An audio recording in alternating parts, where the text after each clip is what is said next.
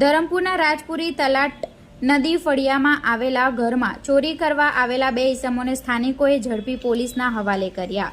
ગુરુવારના 2 કલાકે ધરમપુર પોલીસે આપેલી ફરિયાદની વિગત મુજબ ધરમપુરમાં તારીખ 27/8/2025ના રોજ રાજપુરી તલાટ મંદિર ફળિયામાં રહેતા મીનાબેન ઈશ્વરભાઈ ભગુભાઈ પટેલ, જેઓ ગણપતિ સ્થાપનામાં નજીકના ઘર પાસે ગયા હતા, જે દરમિયાન સ્થાપનાના કાર્યક્રમ પતાવી ફરિયાદી ઘરે પરત આવતા તેમના ઓટલા ઉપર એક ઈસમ બેસેલો નજરે પડ્યો હતો।